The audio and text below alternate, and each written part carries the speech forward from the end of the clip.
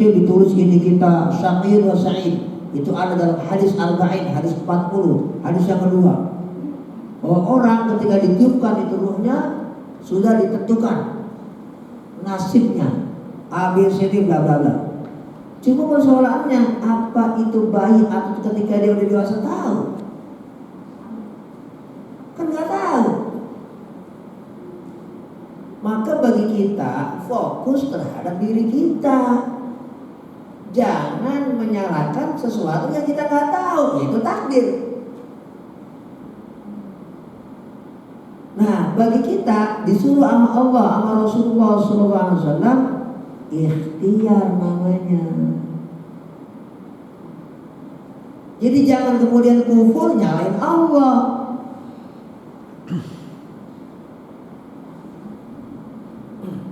Dia kemudian jadi orang yang musyrik nyalain Allah. Sampai ada anekdot, ini anekdot, bukan bicara benar atau enggak, ini cerita. Ada seorang pencuri ditangkap sama polisi. Dia kemudian berargumen, Pak polisi, saya ini nyolong kan takdir Allah. Sama polisi dipukul juga, kok saya dipukul? Takdir Allah juga.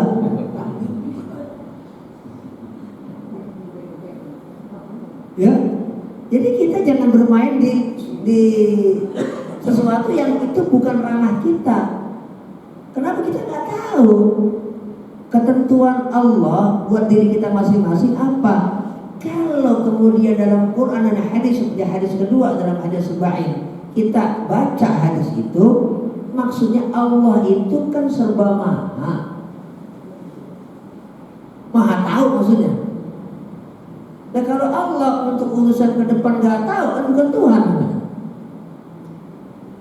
Kok Tuhan nggak tahu apa yang terjadi pada yang akan datang terhadap makhluknya, terhadap apa yang ada di semesta raya? Nah, ini bukan Tuhan.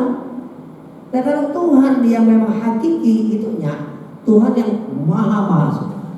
Jadi Allah kasih tahu sama kita melalui Rasulullah SAW tentang takdir. Itu Nabi Muhammad SAW sedang memberikan kita penjelasan bahwa Allah itu adalah Tuhan yang maha segalanya. Bukan kemudian cantolan buat kita untuk cari pembenaran atau ngeles. Bukan itu maksudnya. Nah, buat diri kita bagaimana kita menjalankan hidup kita sesuai dengan ajaran yang sudah diberikan, dititahkan oleh Allah dan Rasulullah SAW. Nah, istilah kafir itu kita. Coba kafir itu apa sih arti kafir? Orang sekarang sering salah, bahkan pernah punya konotasi sangat tendensius itu namanya kafir. Jangan kafir dong, nyebutnya apa? Non muslim kayak apa kayak gitu. Ya kan pernah ada yang gitu kan gitu. Padahal istilah kafir itu bukan istilah yang tendensius, bukan. Kita pasti udah tahu istilah namanya kafir. Kafir buku. Itu kata-kata kafir memang diambil dari bahasa Arab. Kafir itu artinya penutup dan yang menutupi. Innal ladzina kafaru sawa'un 'alaihim a'andartahum am lam tundirhum fahum la yu'minun. Sesungguhnya orang-orang yang kafir maksudnya orang-orang yang menutup dirinya sendiri. Dirinya sendiri ditutupi. Dia yang menutupi dirinya sehingga hidayah nggak masuk. Kebenaran tertutup oleh dirinya sendiri. Coba dia buka, terbuka semua. Karena itu dalam kajian orientalis, setiap orientalis yang membuka dirinya nggak langsung dirinya a priori terhadap Islam, mesti dapat hidayah Islam. Tapi orang-orang orientalis yang sudah pasang kuda-kuda, enggak. Meskipun dia hafal Quran seperti Snok Horgoren sama Dr. Panterklas, yang enggak dapat hidayah Islam. Barusan saya taklim kajian di Al-Azhar, karena saya kajian hadis di setiap Kamis malam di Masjid Al-Azhar dekat rumah. Saya bilang di depan jamaah itu, Bapak bisa lihat ada live. Jadi setiap Kamis malam Jumat itu saya ada live. Bapak lihat di masjid ini Masjid Jami Al Azhar Jakarta Permai. Itu ada live punya dia, jadi bisa dilihat langsung. Taklim saya kajian hadis Sunan Nabi Daud di Masjid Al Azhar Jakarta Permai setiap Kamis malam Jumat. Ini saya promo kebaikan, ya. Dan itu yang men-set mereka. Jadi saya nggak tim saya. Itu Al Azhar Jakarta Permai yang men-set itu, bukan saya. Atau mungkin saya punya tim, enggak. Itu semata-mata ya saya sampaikan. Jadi saya bilang tadi ada orang orientalis yang luar biasa dalam hadis itu kajiannya, sampai menulis ensiklopedi. Bayangin Pak, ensiklopedi nggak tanggung-tanggung hadis, sampai ada 8 buku besar Bu, 8 buku besar nulis ensiklopedi hadis. Namanya Al-Mu'jam Al-Mufahras li Alfadil Hadis An-Nabawi. Dia profesor, namanya Profesor Haji Winsing, orang orientalis di Eropa. Bayangin Pak, saking alimnya menelusuri hadis, sampai nulis 8 buku besar tentang bagaimana mencari hadis. Kalimat ini, misalnya kalimat terkait dengan hari kiamat, carinya di dalam kitab atau di riwayat Imam Bukhari apa? Oh ada. Di dalam riwayat hadis Imam Muslim apa? Ada, dikasih tahu dia. Bayangin orang sealim itu. Tapi karena dia studinya buat sekedar ilmu, bukan untuk hidayah, ya sampai dia mati nggak pernah kita ada baca satu penjelasan dia masuk Islam. Nggak salah Allah. Kenapa dia nutup dirinya sendiri? Saya tutup diri saya. Saya mengkaji Islam sebatas buat kajian, nggak lebih. Saya bukan lagi mencari kebenaran. Saya mencari wawasan. Kalau titik, di titik kita di situ, ya udah, nggak bakalan masuk Islam. Atau yang di zaman sekarang, kan ada perempuan alim banget tuh. Saya juga beli banyak bukunya dalam bahasa Inggris. Profesor Anna-Marie Schimmel itu nulis buku banyak banget, dan bukunya saya baca itu luar biasa, punya kedalaman yang luar biasa. Profesor, perempuan perempuan profesor Anna-Marie Schimmel namanya, guru besar di Harvard, nulis banyak buku tentang Islam. Masuk Islam? Nggak pernah tahu kita dia masuk Islam. Profesor Anna-Marie Schimmel. Padahal Quran luar biasa. Bulu marum hafal dia, bahasa Arab jago, menguasai banyak bahasa. Arab, Inggris, Prancis, Jerman, apa dia orang Jerman dia. Tapi ngajar di Amerika. Bahasa Indonesia lancar, bahasa Jawa bisa dia lancar, bahasa Sunda bisa dia, bahasa Madura bisa dia. Profesor Anna-Marie Schimmel itu jenius luar biasa. Dari segi ilmu saya termasuk kagum dari segi ilmu ya, karena saya banyak baca buku Profesor Anna-Marie Schimmel. Tapi soal hidayah, nah ini masalahnya. Ya kita bersyukur kepada Allah Subhanahu Wa Taala. Ya kita mungkin nggak sealim dia tapi kita itu mensyukuri nikmat hidayah itu penting.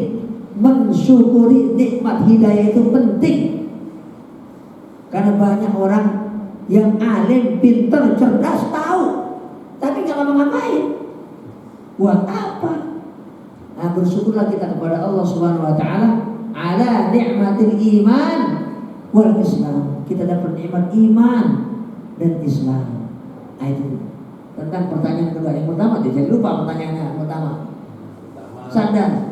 Yasin sering dikaitkan dengan tadi dalam awal makanya sudah saya sampaikan. Hadis saya baca tadi di awal-awal bahwa Yasin ini disebut oleh Rasulullah SAW qalbul Quran, jantungnya Quran. Disebut dalam hadis. Kita kalau bicara nanti kajian derajat hadis itu nanti kita berdebat panjang gak kelar-kelar. Ya kalau bicara soal tadi derajat hadis, satu mengatakan dhaif, satu mengatakan hasan.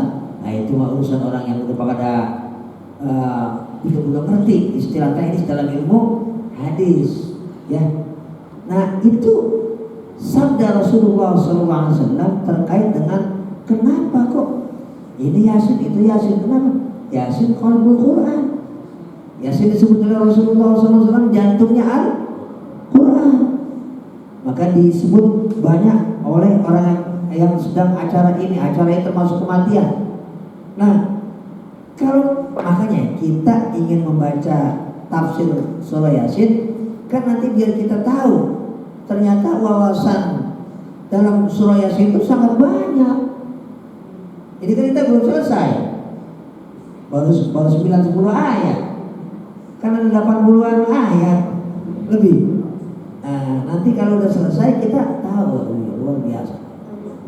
Ya, ternyata ini ayat surah Yasin punya wawasan, punya kedalaman, dia punya aspek yang sangat luar biasa. Jadi kita paham, baru paham. Mudah-mudahan ini kita diberikan selesai oleh Allah Subhanahu Wa Taala kajian surah Yasin kita. Demikian, bagi Taufik. Ya, silakan. Ibu. Ibu ya tanya Bu. Ya, 5 menit lagi.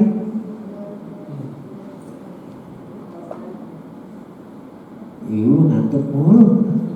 Ibu bawa satu lagi.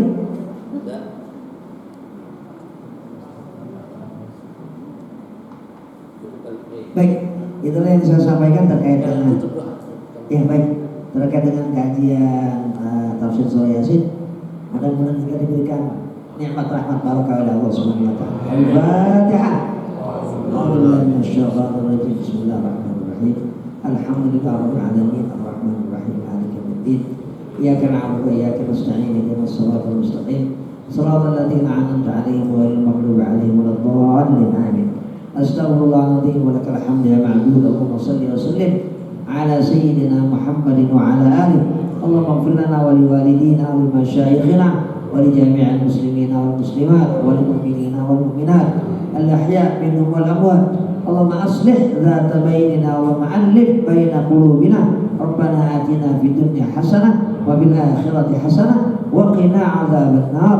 Wa sallallahu ala sayyidina Muhammadin wa ala alihi wa sahbihi wa sallam. Walhamdulillahi rabbil alamin.